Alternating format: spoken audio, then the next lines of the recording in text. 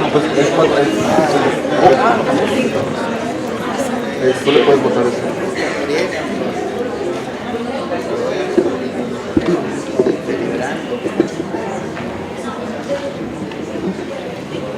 Pues buenas tardes, gracias por su interés, por seguir acompañándonos. Ahora vamos a dar inicio a la segunda mesa de diálogo del día, que hemos titulado Propuestas desde la sociedad civil para la corrupción y el problema de impunidad que enfrenta México. Agradezco mucho a nombre del Centro PRO y de Fundar contar con la presencia en este panel de destacados especialistas y activistas en materia de corrupción, de rendición de cuentas y de derechos humanos. En el panel me acompañan Christian Groenberg. Christian es argentino, abogado feminista, fue director de Transparencia Internacional de Argentina, trabajó en Poder Ciudadano. Durante los últimos 15 años ha trabajado en el campo de defensa de los derechos humanos y en el diseño y la gestión de programas de acceso a la información, de programas sociales focalizados, subsidios del sector privado y en el campo de la salud sexual y reproductiva. Cristian, muchas gracias por acompañarnos. También nos acompañan César Rodríguez Garavito y Carolina Villadiego, ambos del Centro de Estudios de Derecho, Justicia y Sociedad de Justicia de Colombia. Muchas gracias también por acompañarnos.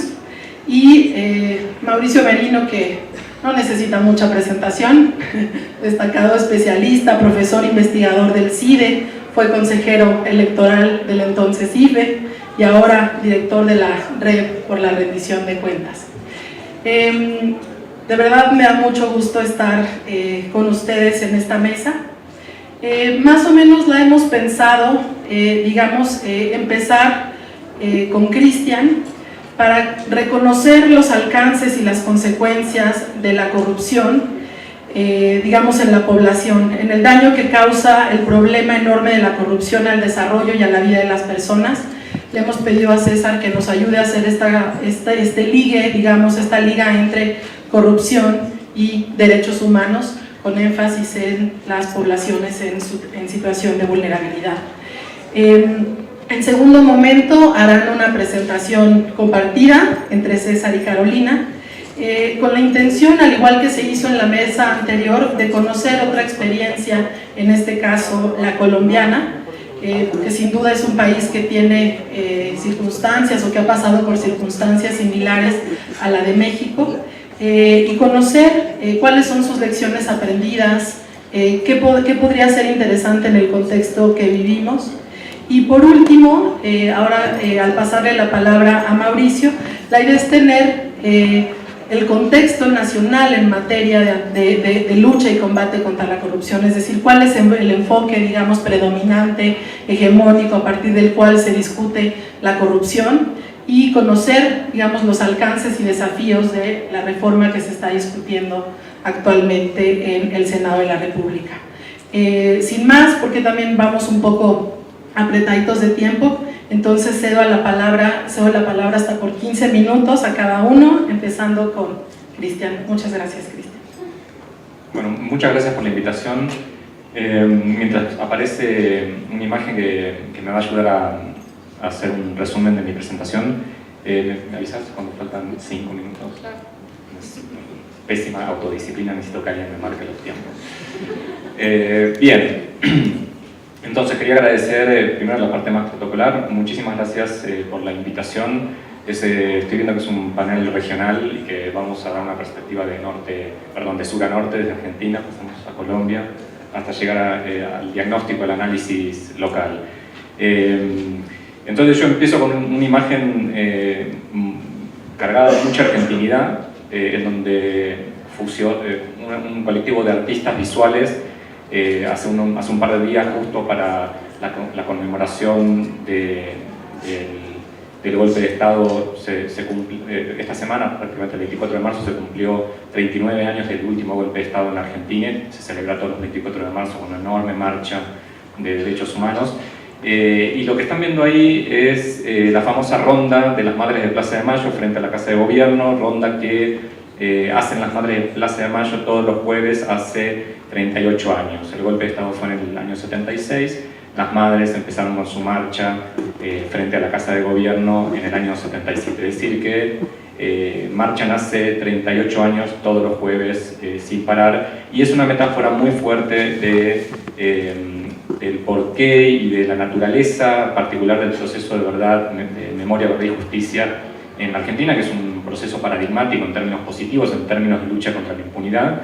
Y entonces lo que hizo este colectivo de artistas fue hacer unos grafitis digitales, proyectar durante la noche, obviamente imágenes directamente asociadas a la desaparición forzada de los 43 estudiantes en Ayotzinapa, y queríamos entonces fusionar simbólicamente estas dos luchas contra la impunidad, en primer lugar como un homenaje a las familias y a los estudiantes desaparecidos, y también a todo el pueblo mexicano, y en segundo lugar hacer un análisis más político, ¿no?, de los procesos de memoria, verdad y justicia. Y en el caso particular de Argentina me servía esta fusión simbólica de la imagen de estas dos luchas contra la impunidad, una muy antigua que ya lleva 38 años en Argentina, y una muy reciente que es la de Ayotzinapa, pero que también simboliza de alguna manera los 20.000 o 22.000 también desaparecidos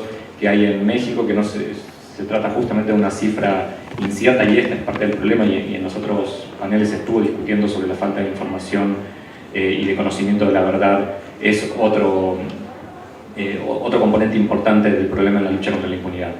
Pero en segundo lugar, no solo, digamos, más allá del homenaje, quería rescatar tres conclusiones que me sirven como introducción a mi presentación, que tiene que ver primero con el rol central de las organizaciones de la sociedad civil en la lucha contra la impunidad. En segundo lugar, qué tipo de organizaciones, no cualquier sujeto político, ¿sí?, es relevante en esta lucha. Y en tercer lugar, la conexión que hay entre la corrupción y los derechos humanos. En primer lugar, las madres son justamente, simbolizan la lucha la lucha contra la impunidad desde la sociedad civil. Es una organización, obviamente, una organización paradigmática de la sociedad civil, no hay nadie que discuta en Argentina, ni investigadores locales ni internacionales, que el proceso de memoria, verdad y justicia en la Argentina, paradigmático como es en términos de lucha contra la impunidad, hubiera sido imposible sin la participación de las organizaciones de la sociedad civil. De hecho, se sostuvo y se llegó a donde estamos gracias a la participación de las organizaciones de la sociedad civil. En segundo lugar, ¿qué organizaciones? Bueno, las madres son también muy simbólicas y paradigmáticas en esto, porque son las organizaciones de las víctimas directas o de los familiares, en alianza con otras organizaciones de derechos humanos que más tardíamente aparecen, que ya no son ni víctimas ni familiares de las víctimas directas, sino que son organizaciones de derechos humanos que establecen alianzas en términos de litigio estratégico, o aportando abogados o abogadas a las estrategias políticas y legales de estas organizaciones. Entonces, la participación clave de las organizaciones de la sociedad civil, no cualquier sujeto político, las más cercanas a los conflictos, organizaciones conformadas por víctimas o por familiares de las víctimas, como organizaciones paradigmáticas de derechos humanos. Y en tercer lugar, la conexión entre la corrupción y los derechos humanos, que es justamente el tema central de este panel, que de alguna manera viene a unir los últimos dos paneles. El panel anterior planteaba la conexión entre los derechos humanos y la impunidad. Este panel plantea la conexión entre la corrupción y los derechos humanos. Yo voy a intentar, en realidad, hacer la conexión, y creo que es parte de la consigna, hacer la conexión política y conceptual entre la corrupción y los derechos humanos. Y en ese sentido voy entonces a empezar mi presentación con una pregunta que voy a intentar responderla al final, que es si es posible pensar en un sistema nacional anticorrupción, y aprovecho, digamos, para plantear esto justamente en la mitad del debate sobre lo que se está discutiendo en este momento en México acerca de la creación de un sistema nacional anticorrupción, o si quieren un sistema nacional de rendición de cuentas. Entonces, reformulando la pregunta, ¿es posible pensar en el diseño y en la implementación de un sistema nacional de rendición de cuentas sin antes resolver los problemas de rendición de cuentas frente a los delitos de lesa humanidad? En el caso argentino yo creo que sería impensable pensar hoy en las agencias de control, en la lucha contra la corrupción y en toda una serie de políticas contra la impunidad sin haber pasado por el proceso de memoria, verdad y justicia que pasamos y estamos pasando en la Argentina. Esta es una pregunta abierta, pero que claramente establece la conexión directa entre la lucha contra la impunidad vinculada a los delitos de lesa humanidad y la lucha contra la corrupción. Bien. Entonces, voy a intentar articular tres agendas que pueden llegar a servir de introducción también conceptual a la discusión que viene después. Hay en el momento tres agendas, una relativamente ya establecida, ¿sí? Porque primero hay que ponerse de acuerdo en que la conexión, tanto conceptual como política, de la corrupción con los derechos humanos es una conexión relativamente nueva, y esto se justifica o se explica, si quieren, porque la agenda anticorrupción es una agenda también relativamente nueva, pero una agenda ideológicamente muy definida. Es una agenda que se instala en los 90, a finales de los 80, principios de los 90, como parte de la agenda de buena gobernanza o del buen gobierno. Una agenda, en la mayoría de los casos, claramente neoliberal, en donde entendía que la corrupción era uno de los principales problemas para el desarrollo humano, pero asociando la corrupción al tamaño del Estado, a las prestaciones estatales, es decir, a los estados que reconocen los derechos de los ciudadanos y por lo tanto reconocen también principalmente los derechos económicos, sociales y culturales, y por lo tanto el Estado tiene no solo obligaciones negativas, sino también obligaciones positivas de prestar servicios públicos en general, salud y educación en particular. Entonces, básicamente la hipótesis de esta agenda del buen gobierno era: cuanto más chico el Estado, menos corrupción. Estoy simplificando mucho las cosas, pero me ayuda a que ustedes entiendan cuáles eran las dificultades para juntar en los 90 estas dos agendas. Porque la agenda de los derechos humanos en los 90, finales de los 80, pero sobre todo en los 90, era una agenda de derechos humanos que empezaba a preocuparse sistemáticamente por los derechos económicos, sociales y culturales. Por lo tanto, tenía una mirada totalmente distinta con respecto al Estado, y además ideológicamente la agenda de derechos humanos y la agenda de las reformas neoliberales de los 90 eran en la mayoría de los casos contradictorios. Por lo tanto, es muy reciente ver en una misma mesa de discusión, en una misma mesa en donde se discuten políticas públicas, organizaciones clásicas entre comillas, de la agenda anticorrupción con organizaciones de derechos humanos. Sin embargo, en los últimos 10 años esto se viene concretando, y la convergencia entre las dos agendas es cada vez más intensa. Hecha esta aclaración, entonces podemos imaginar cronológicamente tres agendas. Una primera agenda, la más establecida, que era la agenda que intentó conectar conceptual y políticamente justamente la corrupción, las políticas anticorrupción con las políticas de derechos humanos.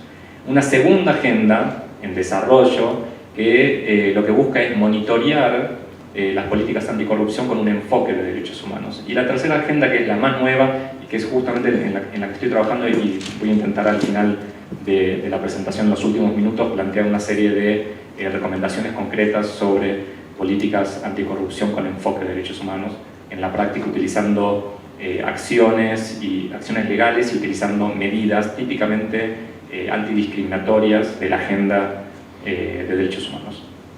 Esta tercera agenda lo que busca es entonces detectar acciones legales y políticas desde los derechos humanos para controlar y prevenir la corrupción. Sí, son tres agendas que, si bien se superponen, tienen una secuencia muy clara. Una primera agenda entonces que conecta conceptualmente los dos temas, una segunda agenda que quiere avanzar en el monitoreo de las políticas anticorrupción con enfoque de derechos humanos, y esta tercera y última agenda que busca utilizar técnicas de garantías, herramientas y acciones legales típicas de la agenda de derechos humanos para luchar contra la corrupción. En cuanto a la primera agenda, el principal aporte que hace el enfoque de derechos humanos, y que en parte estuvimos discutiendo sobre esto hoy, y sobre todo Viviana hizo una serie de aportes muy concretos que me permiten a mí no tocarlos, que es como cuál es el repertorio de medidas, de acciones y de estándares y garantías de derechos humanos que podrían servir para reducir la corrupción.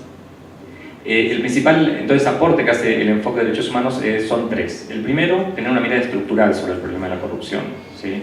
La corrupción, en sus orígenes, el análisis, el estudio de la corrupción tenía un sesgo que venía de los estudios económicos, que a través básicamente de dos modelos econométricos y también influidos por la teoría de los juegos, se pensaba que todo el problema de la corrupción era una cuestión de esquemas de incentivos de personas o de individuos que piensan racionalmente y que tratan de sacar beneficio de distintas situaciones económicas.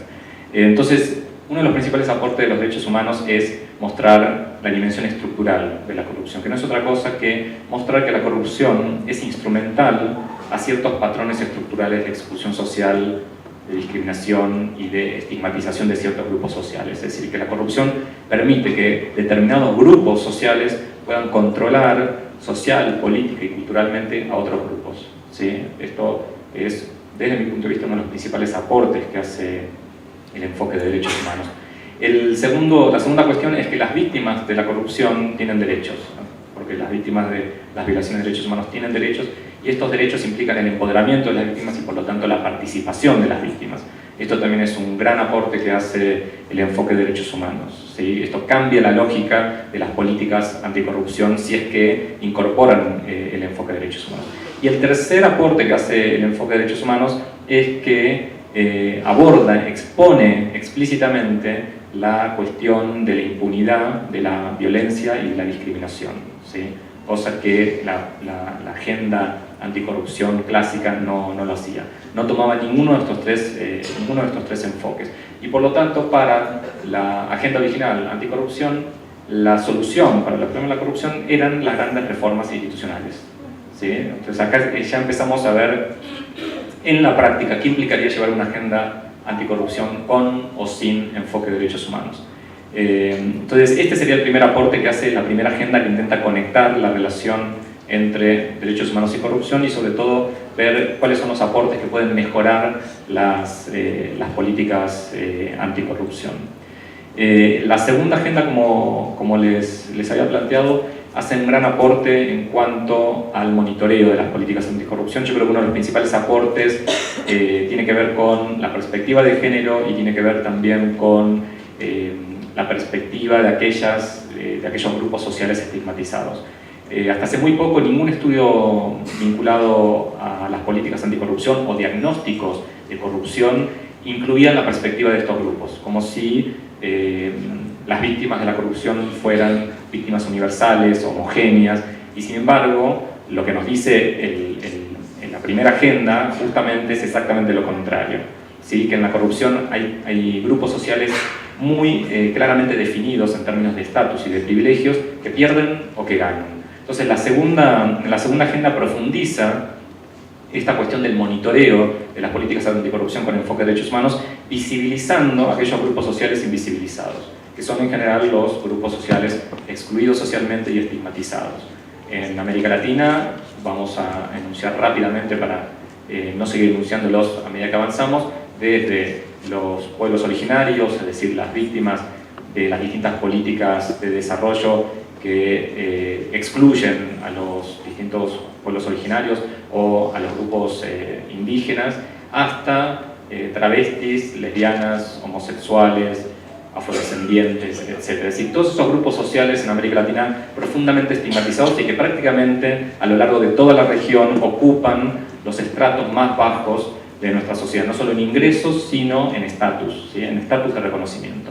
Bien, este es el segundo gran aporte. ¿Cuánto vamos? ¿Ya? Bueno. Casi que me autorregulé ahí, ¿eh? Y pregunté, dije, bueno, sí. Entonces, la tercera agenda, y ahí empiezo a terminar. Entonces, me tomo los últimos 5 minutos para terminar.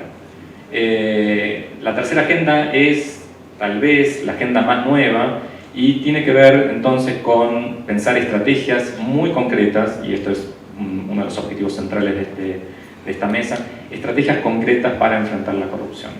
Durante mucho tiempo se pensó que la corrupción era se la definía por su escala, o era gran corrupción o pequeña corrupción. Esto genera un sesgo, la escala, pensarlo en términos de escala, genera un sesgo muy profundo que todavía está vigente contra la pequeña corrupción, porque parecería que la escala tiene que ver con el impacto en términos de derechos humanos. Y sin embargo, la pequeña corrupción es la corrupción que se caracteriza por ser la corrupción que perjudica específicamente a estos grupos vulnerables, estos grupos definidos desde la Agenda de Derechos Humanos como vulnerables a través de las 100 reglas de Brasilia, o si quieren más estigmatizados, en el acceso justamente a los servicios públicos, ¿sí?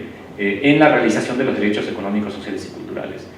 Estos grupos sociales son víctimas, en términos de escala cuantitativa, de pequeños actos de corrupción, pero que son pequeños actos de corrupción letales en cuanto al acceso a los servicios públicos.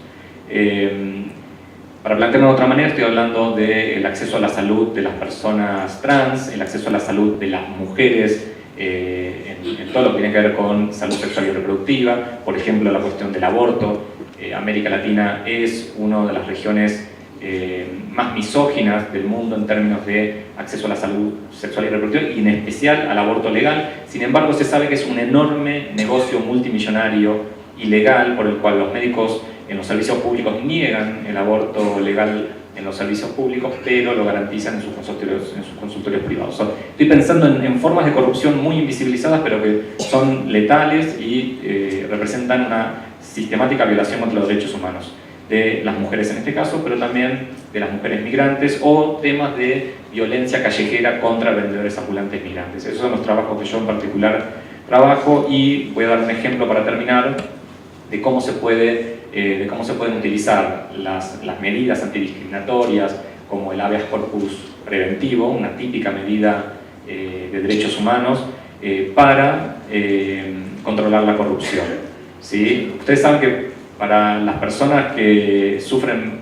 corrupción callejera, desde la policía, desde las distintas fuerzas de seguridad y también las Fuerzas Armadas y otros funcionarios públicos que son definidos en la academia como burócratas callejeros o burócratas del nivel de la calle, que van hasta maestros, médicos, defensores públicos y también jueces, la corrupción es justamente una barrera en el acceso a los derechos económicos, sociales y culturales.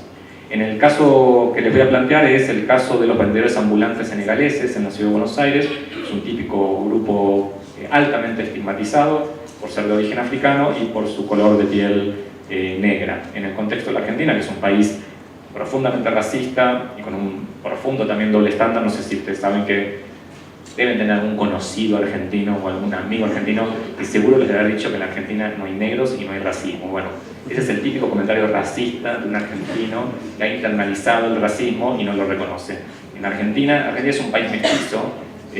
La Argentina además tiene en los últimos 10 años una fuerte inmigración africana, y por lo tanto el que no quiera ver negros en la Argentina es porque tiene una mirada racista sobre la sociedad argentina. En este caso, la policía detiene selectivamente a estos grupos migrantes, en particular a los africanos, y les pide selectivamente coimas o los encierra transitoriamente de manera totalmente injustificada, ¿sí? Entonces, la herramienta del habeas corpus preventivo permite dos cosas. Primero, no tener que demostrar la coima. Ustedes saben que el problema de la corrupción es demostrar la coima.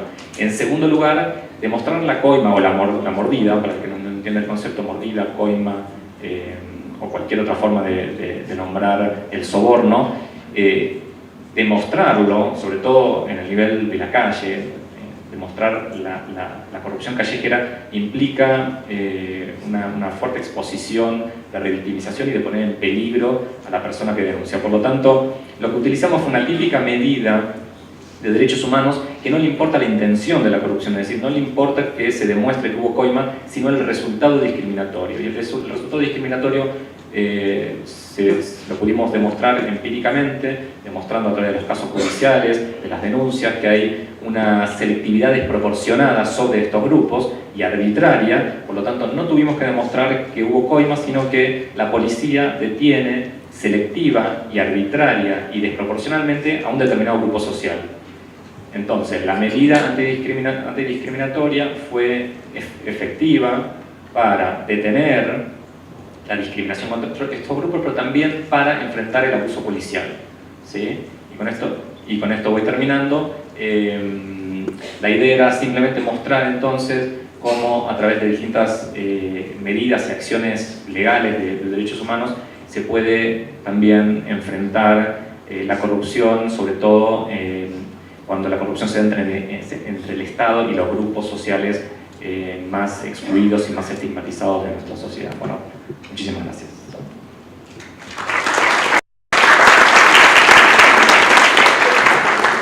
Muchas gracias, César. Perdóname, Cristian. Uno paraguayo, peruano, César, Cristian. Perdón, se mezcla todo.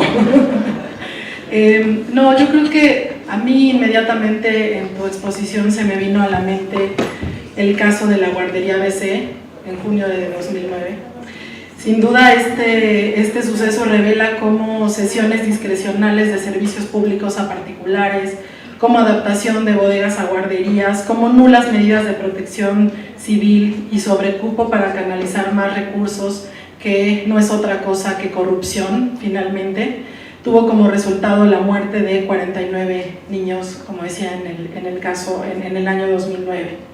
Me pareció muy interesante poner la mirada en cómo la corrupción afecta a los grupos sociales excluidos y estigmatizados y cómo permite, digamos, seguir empoderando a grupos sociales más privilegiados.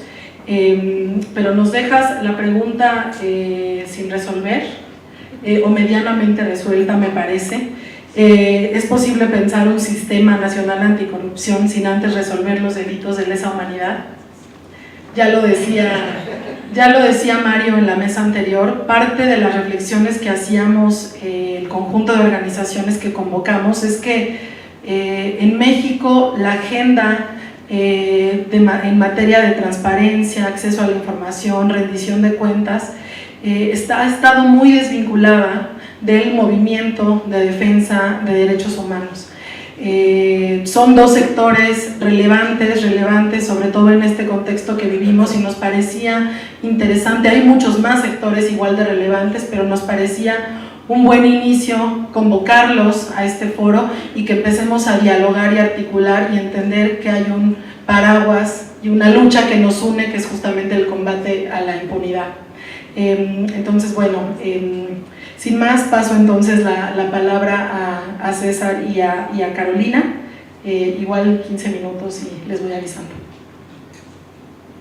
Muchas gracias, Aide. Buenas tardes a todos y a todas. Para nosotros y para mí en particular es una alegría, un honor estar aquí. El trabajo que hacemos de justicia justamente intenta tender ese tipo de puentes sur-sur, y me alegra la alusión de Cristiana del sur al norte, pero fíjense que el norte aquí para en México, o en organizaciones que están ubicadas en Estados Unidos, pero claramente toda la vida han estado trabajando en una perspectiva sur-sur. Y quiero no dejar de notar esto, porque normalmente este tipo de eventos comenzaría con el experto estadounidense, el experto alemán, el experto español, el experto francés, haciendo todo tipo, digamos, de recuento histórico, ofreciendo los modelos que cada uno, sistemas jurídico-políticos, nos ofrecerían. Y creo yo que el hecho de que estemos en esta conversación muestra algo, refuerza algo que decía Pedro, en el sentido que estamos en América Latina pasando o hemos pasado por una serie de transiciones en diferentes países en diferentes momentos.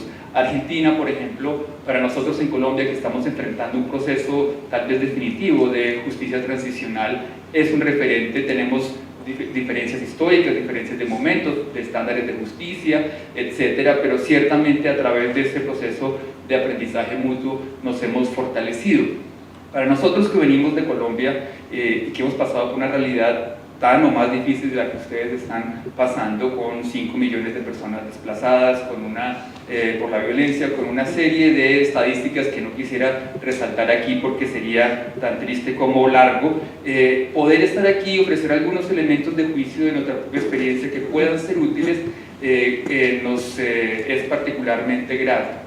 Y al hacerlo quisiera resaltar el tipo de combinación de elementos de juicio que creo que son particularmente útiles en este tipo de discusión. Normalmente en América Latina, y aquí estoy hablando sobre todo de quienes trabajamos en derechos humanos y en derecho constitucional, nos concentramos en lo que se llama como la parte dogmática de la Constitución, la parte de los derechos. Somos muy buenos para hablar de qué debería contener un catálogo de derechos.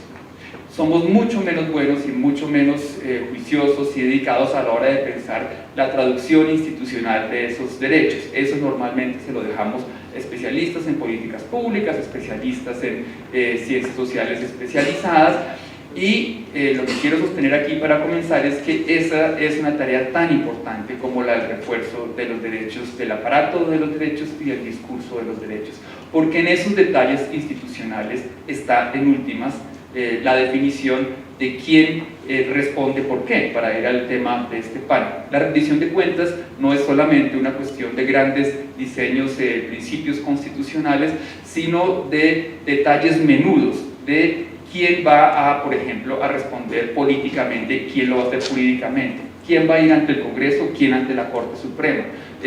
¿Va a haber o no una especie de mecanismo de levantamiento de fuero para que después se pueda investigar a alguien por un acto de corrupción? ¿O vamos a dejarle completamente esas decisiones a un órgano político como el Parlamento? Son discusiones ciertamente menos apasionantes, menos emocionantes que hablar sobre el derecho a la igualdad, en el cual trabajamos todos nosotros, o el derecho a la libertad de expresión, pero en últimas son esas cosas que un colega argentino con el que hemos trabajado y escrito mucho, Roberto Gargarella, llama la sala de máquinas de la Constitución.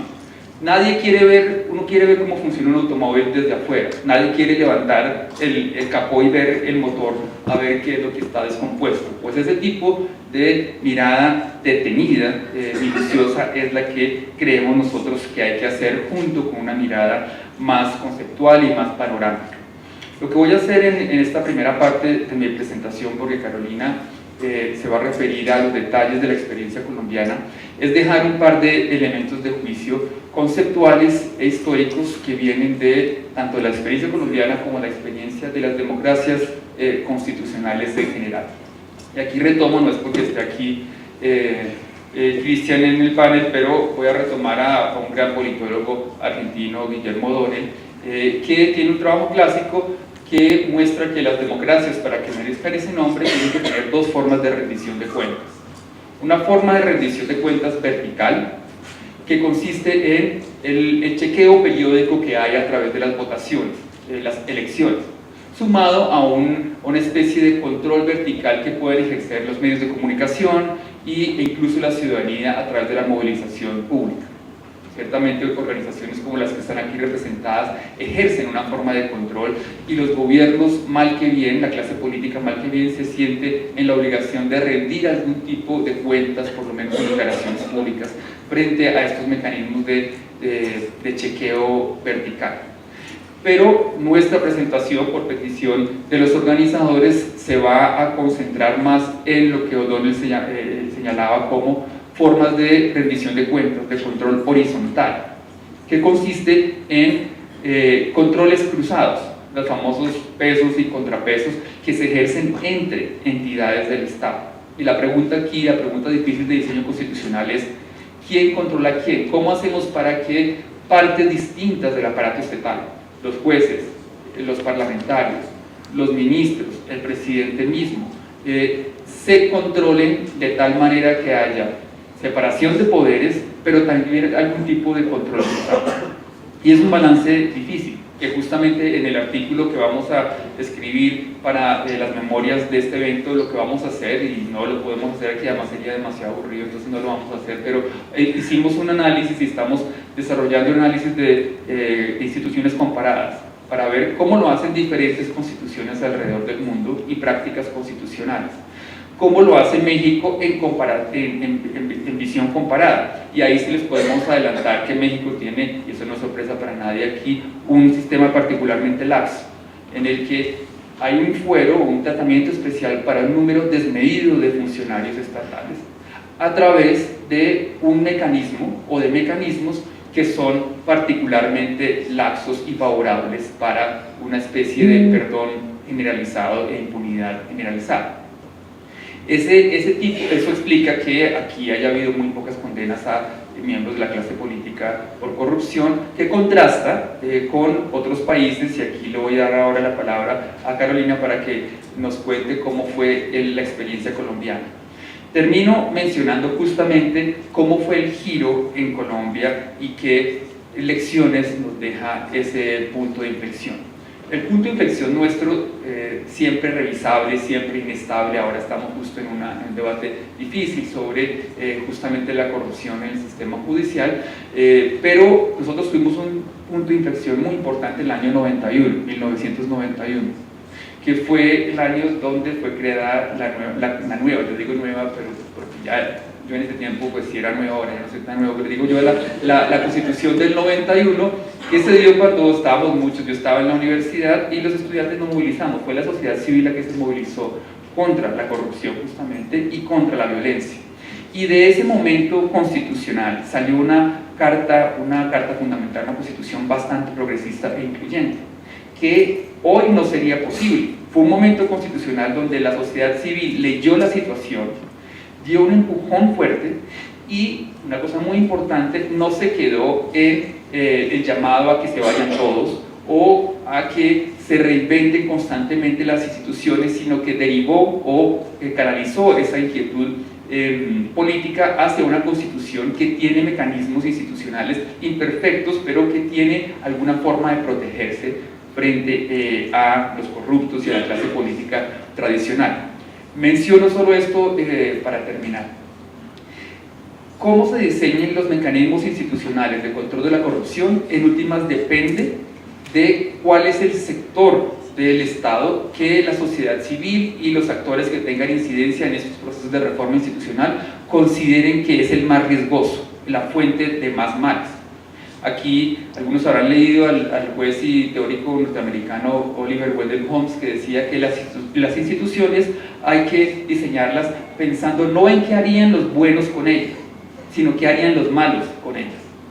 Creo que en América Latina eso nos cae como anillo al dedo y justamente en Colombia lo que hicimos fue pensar que los jueces serían los que, por lo menos si no eran buenos, eran los menos malos.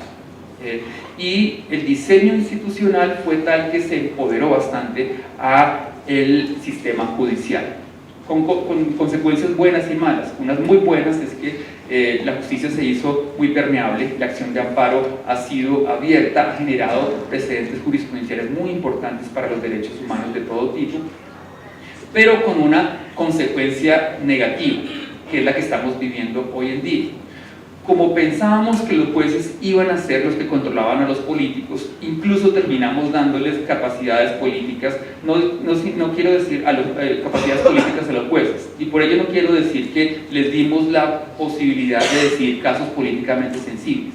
Eso es inevitable en un sistema de derechos humanos eficaz, sino que me refiero a atribuciones, por ejemplo, para nominar a candidatos a puestos diversos, como por ejemplo procurador de la Nación o registrador nacional del Estado Civil, que terminó, y en este estado estamos en este momento, politizando en el sentido negativo de la palabra algunos sectores de la judicatura. En Colombia tenemos un chiste cruel y es que decimos que los políticos corrompieron a los narcotraficantes. Algo así ha terminado pasando un poco con sectores, con limitaciones, al darle ese tipo de funciones indiscriminadas a los jueces. Y es que el juego político puede terminar clientelizando, digamos, algunos sectores de un sistema judicial muy poderoso. Pero con eso le dejo la terminación de la ponencia a Carolina, que nos puede dar unas cifras concretas del caso colombiano. Buenas tardes. Bueno, antes de 1991, los altos funcionarios públicos del Estado, es decir, los funcionarios, las máximas cabezas tanto del Congreso como del Poder Ejecutivo como del Poder Judicial, eran juzgados cuando cometían algún tipo de delito, un poco en un esquema similar al mexicano, es decir, pasando a través del Congreso de la República, en un proceso de desafuero. Con la Constitución del 91, lo que hizo la Constitución fue que quebró en tres el esquema de juzgamiento y procesamiento de altos funcionarios públicos. Al quedar en 3 ese esquema, lo primero que hizo fue que dejó solamente a unos funcionarios en el esquema de Congreso, es decir, que tienen que pasar por la Cámara, luego el Senado y eventualmente por la Corte Suprema. Y esos funcionarios son básicamente los magistrados de las altas cortes, el fiscal general y el presidente de la República. Luego los otros 2 esquemas de juzgamiento que armaron son más cercanos a la justicia ordinaria. Un poco en esta idea de que lo que más funciona en un juicio penal probablemente es lo que está más cercano a la forma ordinaria de justicia. Y entonces, lo que se estableció, por ejemplo, para los congresistas es que la Corte Suprema de Justicia iba a investigar y a juzgarlos. Ese es el segundo esquema de juzgamiento. Y el tercer esquema de juzgamiento es el que está más cercano a la justicia que se le aplica a un ciudadano común, que es que son investigados por el fiscal y juzgados ante la Corte Suprema de Justicia. Si ustedes ven, en este balance aún se deja la necesidad de, como se quiere evitar que los procesos contra funcionarios públicos se utilicen como método de persecución, se les deja unas protecciones especiales que tienen que ver con que son investigados por la máxima autoridad del país que investiga y juzgados por la máxima autoridad del país que juzga. En términos generales, son los 2 esquemas que están más cerca a la justicia ordinaria los que han dado resultados. Y ahí voy a dar unos datos gruesos que unen además el esquema de corrupción y violaciones a derechos humanos. En este momento en Colombia hay más de 60 congresistas que fueron condenados por la Corte Suprema de Justicia por lo que se conoce en Colombia como la parapolítica, que es básicamente los nexos de la política, de los políticos, en este caso los congresistas, con esquemas criminales que están asociados al conflicto armado colombiano, particularmente los paramilitares. Y muchos de ellos también fueron condenados en este esquema de juzgamiento por violaciones a derechos humanos. 60 congresistas.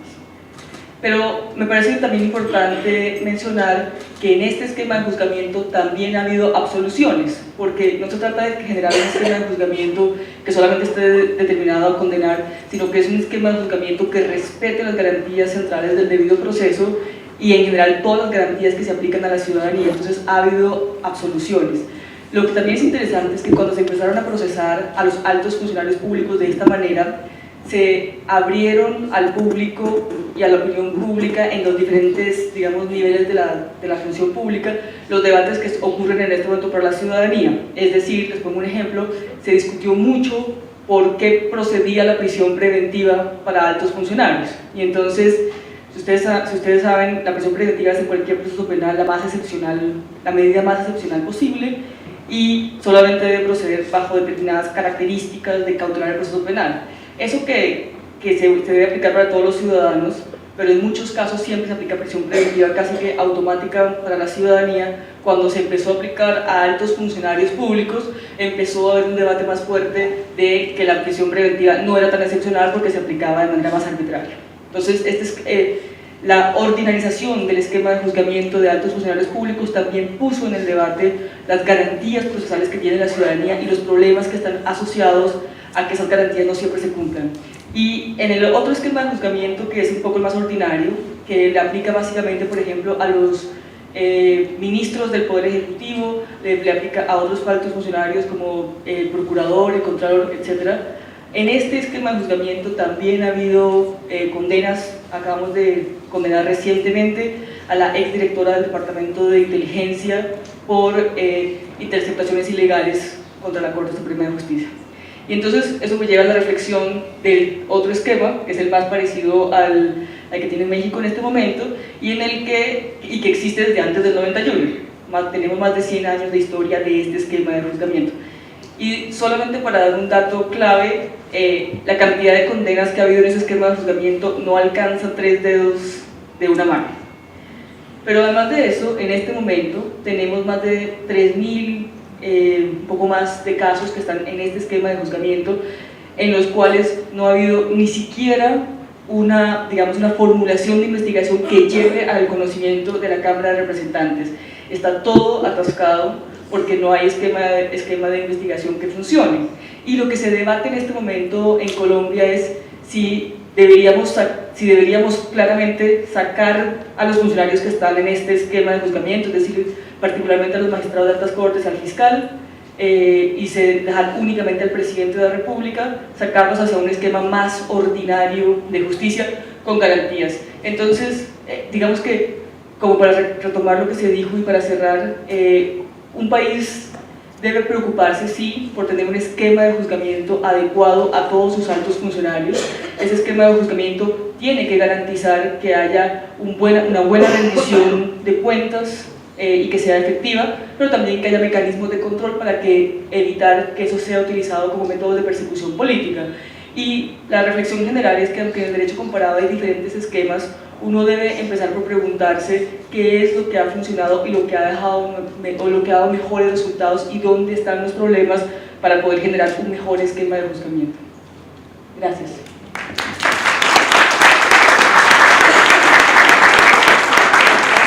Muchas gracias, César, Carolina. Creo que han puesto elementos importantes en el debate.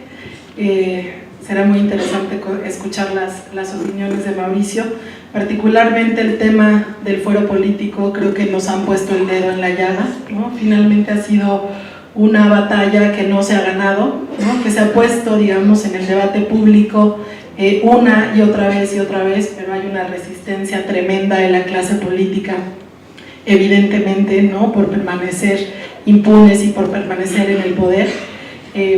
Incluso ahora, en la reforma de la cual hablaba hace un momento, pues es algo que finalmente no pudo terminar de eliminarse.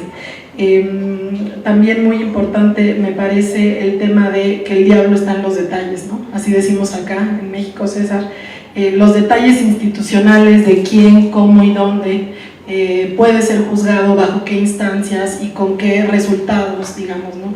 Es pues una cifra relevante para el contexto mexicano escuchar hablar de más de 60 congresistas que están ahora en la prisión, digamos, y que con el esquema actual, antes del nuevo constituyente del 91, pues no hay ni siquiera 3, decías, ¿no, Carolina?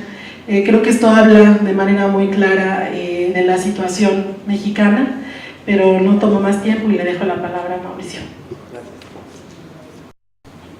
Gracias, Aide, muchísimas gracias. Y la verdad es que quiero empezar por no solo decir gracias, sino por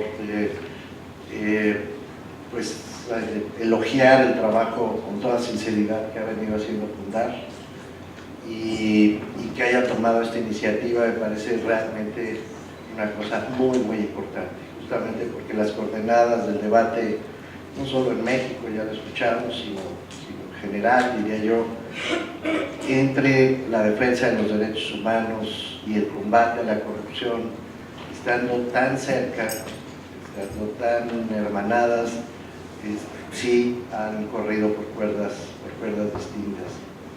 Y a mí me parece que es una gran idea que en México se entrelacen y que a partir de esta ventana de oportunidad podamos efectivamente tejer juntos una agenda compartida. La verdad es que me parece importantísimo, de corazón, lo que están haciendo, y ojalá no soltemos la presa de aquí en más.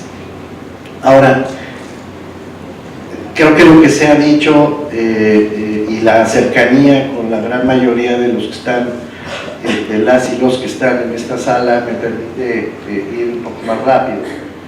Quiero decir, nos conocemos bastante bien y sabemos el esfuerzo que se ha venido haciendo en México en años recientes, compartido en muchas, ya son muchas las batallas comunes para tratar de abrir la información, para tratar de crear instituciones de transparencia, subrayo instituciones de transparencia, para tratar de imaginar la construcción de un sistema nacional anticorrupción, para llamar a cuentas a las gentes que ejercen el poder y la autoridad en México. Empiezo, sin embargo, por poner dos puntos que me parecen más o menos obvios.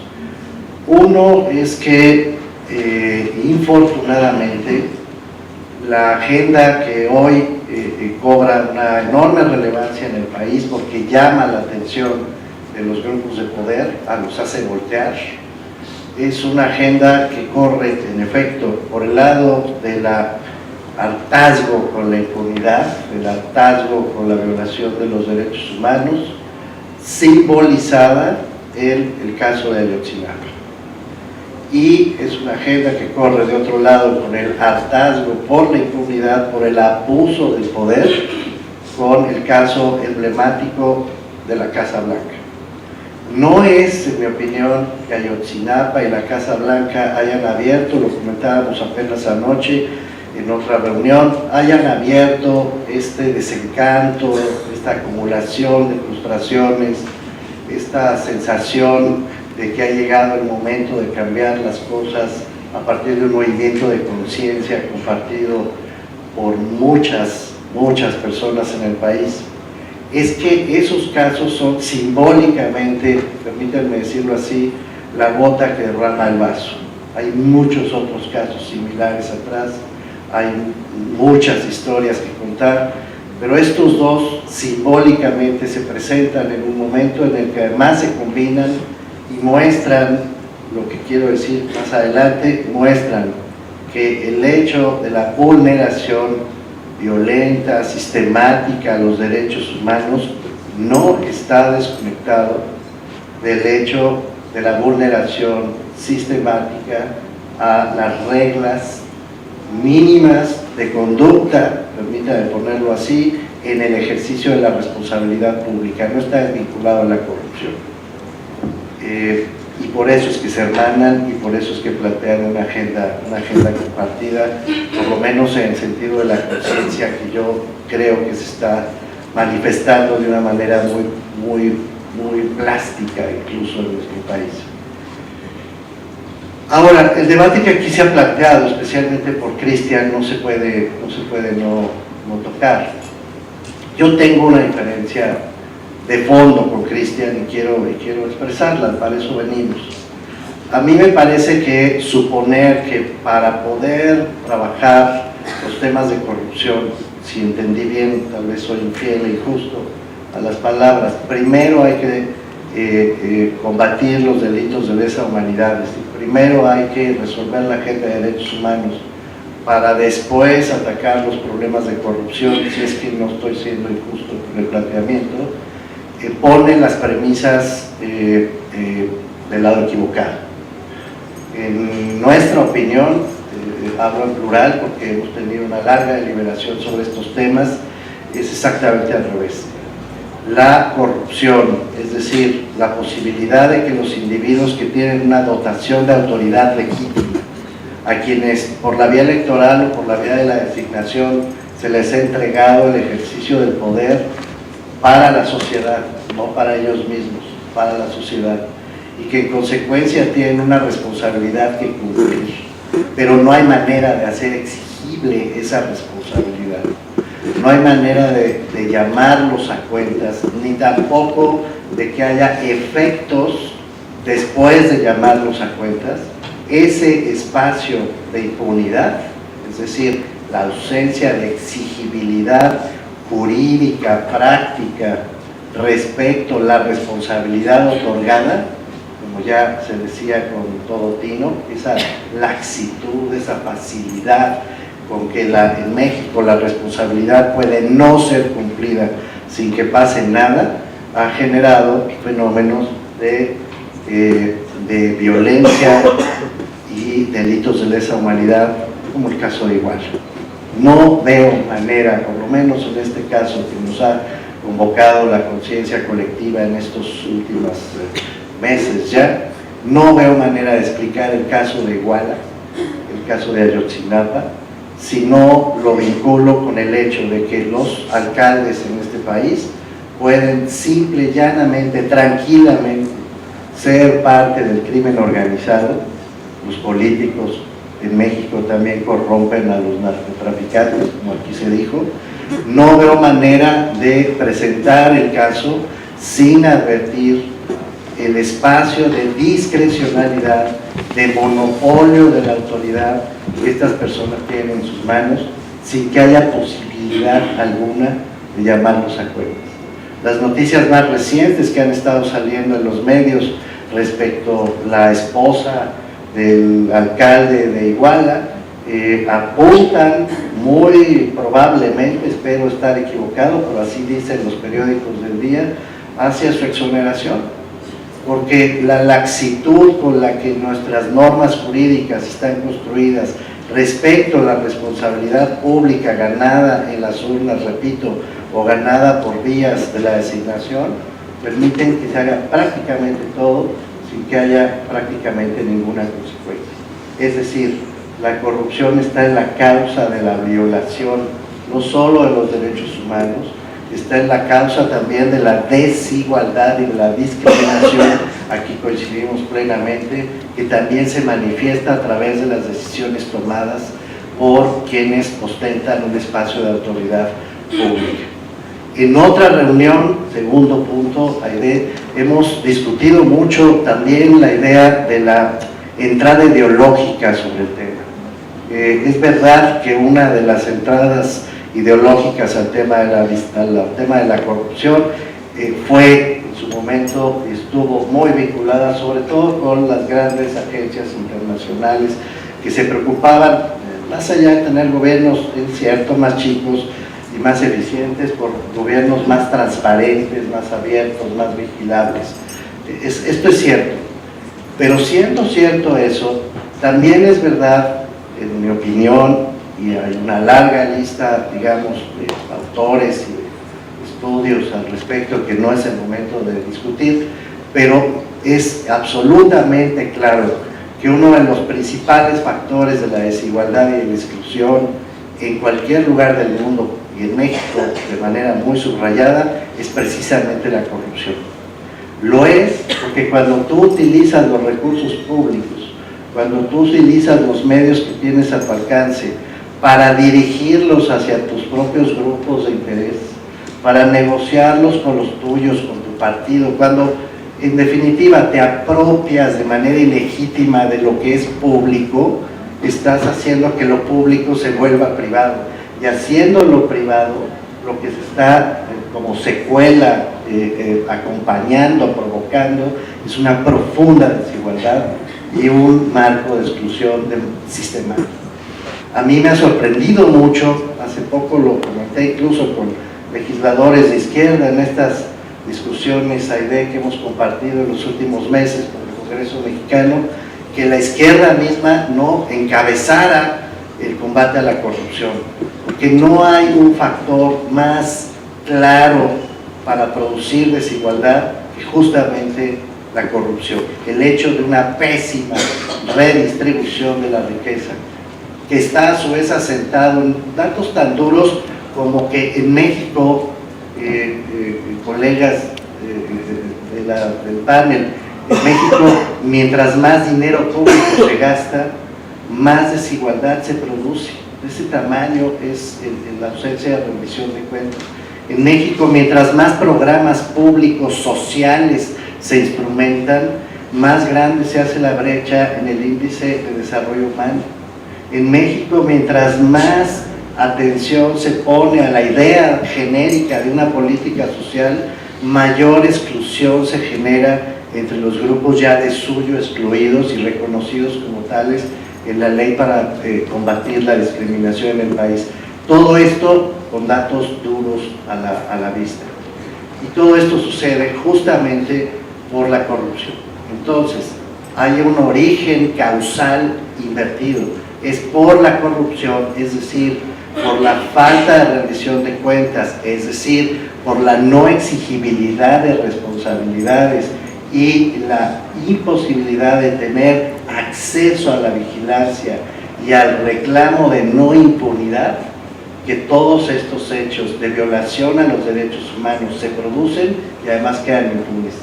Que estos hechos de una pésima distribución del ingreso se producen y además quedan impunes. Y que estos hechos de exclusión se producen y además quedan impunes.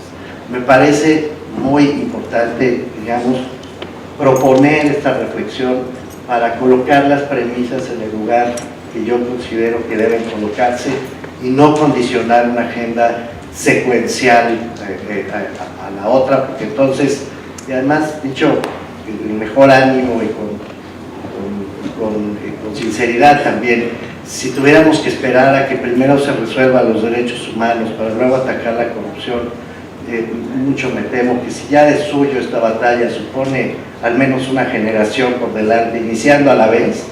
Bueno, planteado así, seguramente tomaría 4 o 5 generaciones.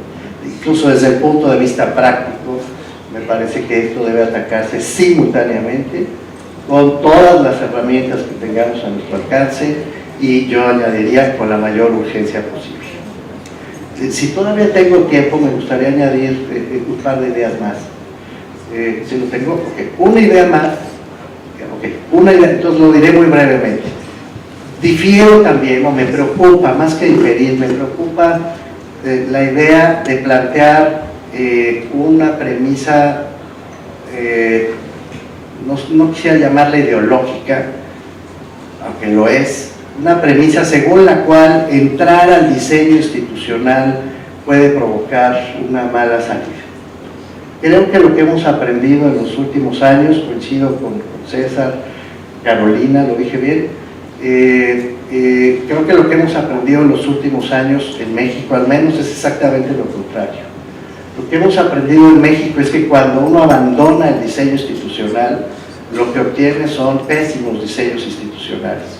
Y cuando quieres ir al litigio estratégico o quieres ir a la batalla de casos concretos, te encuentras con un muro de normas construidas precisamente para que las cosas no sucedan. Hemos entendido esto, yo creo que de una manera dolorosa, pero lo hemos aprendido, y buena parte de la sociedad civil no solo ha tenido este activismo en el litigio estratégico, no solo proponiendo acciones muy concretas, no solo salvaguardando derechos de personas con nombre y apellido y en casos también específicos, sino que además ha aprendido a diseñar instituciones, ha aprendido a proponer políticas públicas, ha aprendido a tocar la puerta y a meterse a la maquinaria del automóvil, y la feliz metáfora que se acaba de plantear, y no solo abrir el capó, sino meterse al motor, y ha exigido que en el motor haya ciertas características. No todas las batallas se han ganado, hay muchas batallas todavía que dar, pero hemos aprendido que la batalla está en todas partes y en todo momento, no solo en uno de los terrenos, no solo como la secuela de lo que ya diseñaron otros, sino que todos los territorios de la batalla son indispensables. Y cuando estamos hablando de vulneración de derechos humanos, de la magnitud de las que estamos hablando en nuestro país, lamentablemente, y de la corrupción de la magnitud de la que estamos hablando en nuestro país, me parece que ninguna de las estrategias puede ser abandonada solo por razones, digamos, principistas o morales, sí, que no tienen suficiente base empírica. Hay que entrarle a todo, es lo que estoy tratando de transmitir, y hay que entrarle a todo simultáneamente. Y termino ya para decir lo que hubiera querido decir de no haberse presentado esta deliberación, que efectivamente hay cosas en el Sistema Nacional Anticorrupción propuesto y aún en la Ley General de Transparencia recién votada, que todavía faltan, que son mecanismos que plantean ausencias relevantes. No hay ninguna duda que el asunto del fuero presidencial, el famoso artículo 108, según el cual al presidente de México solo se le puede juzgar por traición a la patria, que ni siquiera está regulado, o por delitos graves del orden común, este es un gran déficit de esa propuesta. Pero dejando eso claramente a salvo y sin ninguna duda, ese es un problema. Me parece que la puerta de entrada que se abre con el sistema anticorrupción y la puerta de entrada que se abre con toda la legislación en transparencia, que además van de la mano, es una puerta que no podemos no cruzar. Esa es mi perspectiva personal. Es una puerta que de ninguna manera podemos simplemente abandonar a los profesionales de la política o renunciar a seguir participando en esa agenda. Creo que la puerta comienza a abrirse, no está completamente abierta todavía, pero sería un gravísimo error que no cruzáramos el umbral y que no trabajáramos en todo lo que sigue. Falta una ley general de archivos donde todavía se puede colar el muerto. Falta la ley de protección de datos personales. Hay que hacer una ley general de responsabilidades donde puede haber una respuesta justamente de maquinaria muy elaborada, muy fina, para hacer exigible la responsabilidad. Si se abandona esa ley general de responsabilidades, nos vamos a equivocar. Hay que hacer una ley general del propio sistema nacional anticorrupción. Hay que preparar la implementación de todo lo que viene detrás de este conjunto de leyes generales, y hay que construir los espacios de observación, de vigilancia, de monitoreo institucionalizados. Nada de que no se vale entrar a la maquinaria. Debemos entrar a ella y debemos tener espacios para poder hacer esa vigilancia directamente sin que se nos presente una muralla jurídica que lo prohíba. Es larguísima la lista, no quiero tomar más tiempo, pero regreso a mi punto. No querría yo dejar la impresión de que no es necesario ir por peces gordos y aumentar la lista de los castigados. Hay que hacer eso en todos lados, donde ahí se detecte que se ha faltado la responsabilidad. Pero no solo hay que hacer eso, hay que modificar las bases para que la corrupción sistémica empiece a dejar de ser sistémica, por lo menos enfrentando una cierta oposición dentro de los propios espacios en donde se produce. Abandonar esos lugares en nombre, repito, de divisiones, creo yo, artificiales para la sociedad civil, en situaciones tan críticas como la que está viviendo México, en mi opinión, sería un error del que nos arrepentiríamos gravemente. Gracias.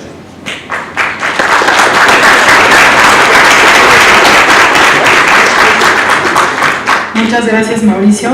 La verdad es que estoy en un dilema porque han entrado en un debate muy interesante, además en el contexto que vive el país, en donde hay un movimiento de defensa fuerte en materia de violaciones graves, de desaparecidos, con el día tan simbólico que es hoy, 6 meses después de lo acontecido en Ayotzinapa, y también por otro lado un movimiento fuerte, una comunidad de práctica que tiene más de una década impulsando reformas en materias de acceso a la información, transparencia, rendición de cuentas. Creo que sería un debate interesante. Me gustaría darle la palabra a Cristian, pero tenemos el tiempo encima. Entonces lo que podría hacer es darte la palabra 2 minutos para que definas este debate ideológico en 60 segundos y luego tal vez poder tomar 1 o 2 preguntas, porque yo creo que todos nos debemos de estar muriendo de hambre. Entonces, rapidísimo, Cris. Pero 2 minutos son 120 segundos. Ya me distraje un segundo y ya me he sacado 60 segundos. Bueno, mi pregunta abierta era una pregunta muy contextualizada, no la propuse como un modelo ni teórico ni político para aplicar a todos los países. Creo que la región es tan diversa en ese sentido que uno puede contrastar así solo Argentina y los últimos 100 años de Argentina vis a vis los últimos 100 años de México, y es alucinante la diferencia. Argentina es el relato de una experiencia de terror estatal de 1930 a 1976. Argentina tuvo en promedio un golpe de Estado por década, lo cual para el resto de las regiones es impensable, para algunas sociedades más impensable que para otras, para el caso mexicano, por ejemplo. Entonces, el planteo es que es un planteo más que nada sociológico. Yo creo, y hay muchas posturas en Argentina más de derecha que no están de acuerdo con lo que yo acabo de decir, con lo que voy a decir, y es que en términos sociológicos, la idea que hoy se tiene en Argentina de la justicia, muy imperfecta, y del Estado, también de manera muy imperfecta, sería impensable sin haber pasado por el proceso de memoria, verdad y justicia, con más de 500 condenados, también con absueltos, como en el caso de Colombia, con un proceso sociológico y político que básicamente logró recuperar la noción de Estado y la noción también de poder judicial, y que gracias a ese proceso se reformó y se depuró de manera imperfecta, pero de manera muy profunda, las fuerzas de seguridad y las fuerzas armadas, y el poder judicial recién ahora está empezando a plantearse desde adentro del Poder Judicial una profunda reforma en donde se confrontan grupos de jueces democráticos versus a grupos de jueces que entraron y fueron funcionarios en la dictadura. Entonces, lo que yo planteaba era que en Argentina sería impensable abordar la corrupción sin antes haber pasado por un proceso como el que pasamos de Memoria, Verdad y Justicia, que nos permitió cuestionar, reformar y depurar las fuerzas de seguridad, el Poder Judicial, que son agentes claves para la lucha contra la corrupción. Ese planteo no es un modelo universal, pero sí creo que puede ayudar a pensar esos mismos problemas a otros países. Yo estoy de acuerdo con lo que planteas, pero también sumo una pregunta más específica. ¿Es posible confiar entonces en México, en las fuerzas de seguridad, en los propios jueces, en la lucha contra la corrupción, si todavía no se resolvió el problema en los 21.000 o 22.000 desaparecidos, simbolizados hoy en el caso de Ayotzinapa en Guerrero? ¿Es posible pensar en esa rendición de cuentas sin antes poder abordar con esas mismas instituciones los problemas de lesa humanidad?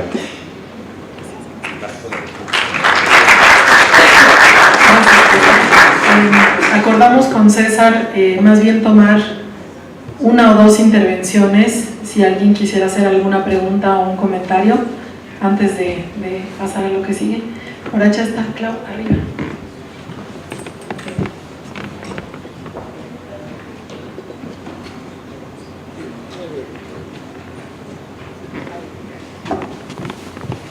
Sí, gracias.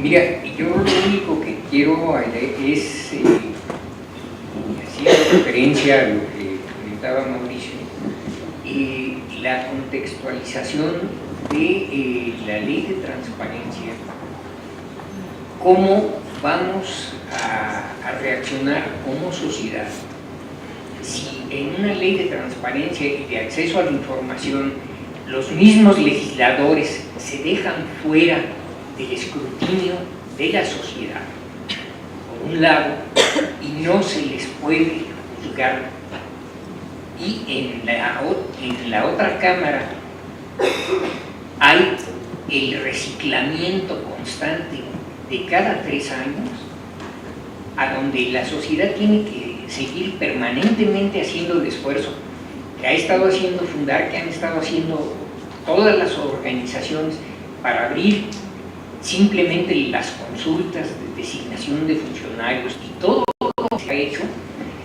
No se puede permitir que ahora se le deje por el mismo argumento de transparencia a un organismo como el IFAI el que califiquen ellos sin la experiencia y sin la preparación las violaciones graves a derechos humanos, metiéndose a darle lo que la reforma del 2011 le trasladó de la Suprema Corte a la Comisión Nacional de Derechos Humanos. Ahora se le quiere volver a quitar a la CNDH y pasárselo al FAI. Yo creo que ahí hay que ser muy cuidadosos en cómo se va a dejar que esto exista o que se dé, porque la Corte tiene que resolver cuanto antes la controversia que se planteó precisamente por esa probable invasión de funciones, choque de funciones, y la no calificación de un organismo autónomo contra otro organismo autónomo, porque ahí va a ser otro escudo por el cual van a estarse tapando muchas de las salidas de las violaciones en cuanto a manejo de fondos públicos, en cuanto a violación de derechos humanos y de corrupción. ¿Hay alguna otra? Sí, bueno, es un comentario que, primero que nada, felicidades al panel, muchas gracias por este proceso, este pequeño debate que se da en el panel, me parece que podría conectarse con esta discusión de la mañana de entre centro y periferia. Me parece que el reto, quizá como lo estoy percibiendo, es darle una dimensión a la emergencia que implica el tener tantos desaparecidos y tantas víctimas, y si esto nos permite meternos al motor, pero dejar otra vez otros 2 meses el coche en el taller, ¿no? Y entonces decir, bueno, estuvo bien la reparación, pero nos faltaron 3 piezas, ¿no? Es decir, me parece que la emergencia para la periferia ya no pueden meter, es más, ni siquiera tienen motor. Entonces, me parece que ahí está el reto un poco, y en valorar de mejor o peor manera las oportunidades que, hasta donde alcanzo a percibir, entre la ley y la aplicación hay un espacio vacío que sí se puede ocupar con el diseño de protocolos, con el diseño de, digamos, de responsabilidades, quién hace qué, y me parece que ahí se puede avanzar un poco, atendiendo, siendo un poco empáticos con la periferia en términos de, pues de lo que se está viviendo, ¿no? Me parece que ahí está un poco el reto, y bueno, el debate me parece que está justo ahí, ¿no? O sea, me parece que no sé si sea un falso debate, vamos, ni siquiera lo sé, me parece que es más bien una cuestión estratégica y un poco empática entre las condiciones periféricas y las de centro. Gracias. Muchas gracias. Había otras personas que querían participar, pero de verdad ya no nos da tiempo. Yo solo haría, sí, yo les voy a pasar a ustedes ahora el micrófono, solamente no puedo dejar de contestar lo primero que mencionabas, porque además no sé si lo alcancé a entender. Me imagino que tiene que ver con el tema de quién es la autoridad que define abrir información en materia de violaciones graves y delitos de lesa humanidad. Efectivamente, me parece que las discusiones al final nos llevaron a un punto intermedio, ¿no? Nosotros, desde el Colectivo por la Transparencia, desde México Infórmate, desde la Red por la Rendición de Cuentas, el Alto Comisionado, digamos, muchas voces nos hemos manifestado a favor, explicando que el IFAI es el organismo especializado, autónomo, constitucional en materia de acceso a la información, y dado esa especialización, tiene la posibilidad de pronunciarse cuando, con ciertos elementos que puede tomar del derecho internacional y de criterios que están establecidos en marcos normativos internacionales o tratados internacionales, puede manifestarse a favor o en contra de la apertura de información. Es una batalla, digamos, que habíamos ganado en el grupo de trabajo del Senado de la República. Ahí lo habíamos podido colar, lo habíamos podido posicionar. Desafortunadamente, bueno, no necesariamente todos tienen que estar al tanto. Sabemos qué fue lo que pasó con los comentarios de la Consejería Jurídica, muchos de los cuales nos parecían a nosotros intentos de retrocesos muy preocupantes. Creo que nos enfrentamos siempre ante esta tensión y nos ponen en esta, digamos, disyuntiva. Evidentemente la ley general no es la ley que quisiéramos, no es la ley ideal, por supuesto, ¿no? Nosotros estuvimos trabajando muchos meses para tratar de construir esa ley, ¿no? Garante, protectora del derecho de acceso a la información, de datos personales, pero finalmente siempre tenemos que pues decidir entre la ley posible, ¿no? De acuerdo a las condiciones actuales, la correlación de fuerza, los grupos y tal, sí seguir peleando esas disposiciones más garantes que protegen mejor, que nos dan la posibilidad de abrir información relevante para analizar y evaluar la situación que vive el país, o si quedarnos en el término medio finalmente se queda como lo prevé ahora el artículo 14 de la Ley Federal de Transparencia. Me parece que es un punto intermedio y que la encrucijada es que si volvemos a abrir tal vez la discusión en la Cámara de Diputados, muy probablemente este año no hay ley. Entonces, pues ni modo, se tiene que tomar opciones y creo que vamos encaminados hacia defender lo que hay en este momento, pensando que hay batallas que las podemos dar en otras sedes, en sedes judiciales, y ir ganando, ¿no? En aproximaciones sucesivas estas batallas, que además es como lo hemos hecho en los últimos 15 años, por lo menos en esta materia, desde la sociedad civil. César. Sí, yo quería rápidamente referirme a la última pregunta y un poco la conversación que surgió aquí en el panel. De pronto Carolina quiere decir algo sobre esto también. Rápidamente, estas son conversaciones familiares para todos nosotros. En el mundo de los derechos humanos, por ejemplo, muchos de ustedes recordarán el debate eterno entre si hay que buscar proteger los derechos sociales de una vez o hay que esperar a proteger los derechos políticos y civiles primero. Ustedes saben, por ejemplo, que hubo una discusión internacional visible donde Human Rights Watch durante un buen tiempo dijo lo primero, es decir, ¿para qué nos vamos a poner a complicar el catálogo de derechos sociales si ni siquiera hemos podido proteger a la gente de la tortura estatal? En esas discusiones, las organizaciones del sur global creo que tendimos a tener una posición que terminó siendo dominante, porque hoy en día organizaciones como Amnistía Internacional, por ejemplo, han abrazado de frente los derechos sociales, a pesar de que fueron creadas para combatir fundamentalmente violaciones graves de derechos humanos, clásicas como la tortura. Y en De Justicia, cuando escribimos sobre esto hace unos años, decíamos que teníamos que aprender de la economía informal. En América Latina, cuando uno va a trabajar en barrios informales, se da cuenta que la gente va construyendo la casa como puede. Es decir, tira, como decimos en Colombia, la primera plancha, el primer piso, pero si puedes agregarle un poco al segundo piso porque tienes dinero, entonces le vas haciendo un cuarto, pero si a la vez de pronto alcanzas a poner la antena parabólica pirateada, entonces la pones en lo que sería el tercer piso y vas con las oportunidades existentes sin pensar mucho si esa es la arquitectura perfecta, si va a ser una catedral que sostiene, sino que vas respondiendo a las oportunidades sociales, políticas, económicas.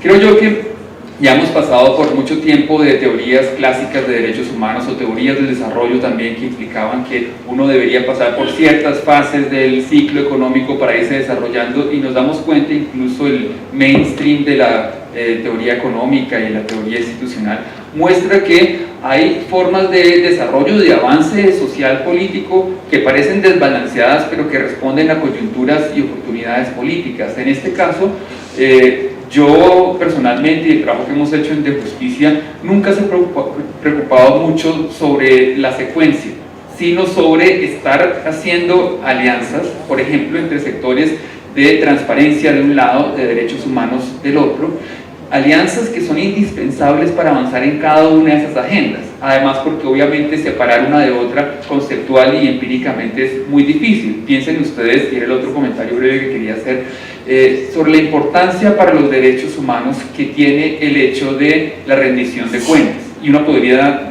explicar el ciclo en la dirección inversa. En últimas, que el presidente de un país o los congresistas o cualquier tipo de funcionario esté prácticamente exento de la ley no es un problema solo de rendición de cuentas y de corrupción, sino es un problema fundamental de igualdad ante la ley. Ustedes saben, de pronto, hoy estoy citando a Donnell, toda la obra de Donnell, pero así resultó hoy. Él tiene un artículo bellísimo, que yo creo que es uno de los mejores de las ciencias sociales latinoamericanas, donde él se pregunta, él compara a Brasil y Argentina frente a la situación, la desigualdad brasilera frente a un poco más de igualdad argentina, por lo menos en esa época, frente a la pregunta clasista que hacemos, que en Colombia también se hace con mucha frecuencia, cuando lo detiene un policía a un muchacho de estos de una universidad de élite, pasó hace 2 semanas un caso, lo masacraron en las redes sociales a este muchacho, en donde él preguntó, le dijo al policía, usted no sabe con quién se está metiendo, ¿sí? ¿Usted sabe quién soy yo? Esa es la pregunta que haría uno en una sociedad desigual, y la que haría un político que dice, ¿cómo se va a meter conmigo? ¿Acaso no sabe que yo soy el presidente? ¿No sabe que yo soy el congresista? ¿Yo soy el jefe del partido único, etcétera, etcétera? La respuesta de O'Donnell en el título de ese artículo famoso es, ¿a mí qué mierda me importa? ¿Qué me importa? Así se llama el artículo, que dice, es la respuesta que daría una persona, un ciudadano, en una sociedad más igualitaria. En este caso decía el Argentina comparada con Brasil. Y es decir, para que exista democracia, para que exista el piso de los derechos humanos en los que todos tenemos consideración mutua por la dignidad humana, hay que combatir esas exenciones que después se llaman técnicamente fueros o lo que sea, pero en últimas están anclados a una visión desigual de la sociedad y del sistema político. Lo siento, pero tengo que terminar esta mesa. Tengo ya 2 papelitos de que ya nos hemos pasado muchísimo. Les agradezco mucho la participación, sumamente interesante los debates, y les pido a los demás que no se muevan de sus lugares. Vamos a terminar con la presentación de una agenda inicial, ¿no?, de puntos justamente en materia de derechos humanos, de combate a la corrupción, etcétera. Para terminar será muy breve. Entonces les damos la oportunidad a los que vienen.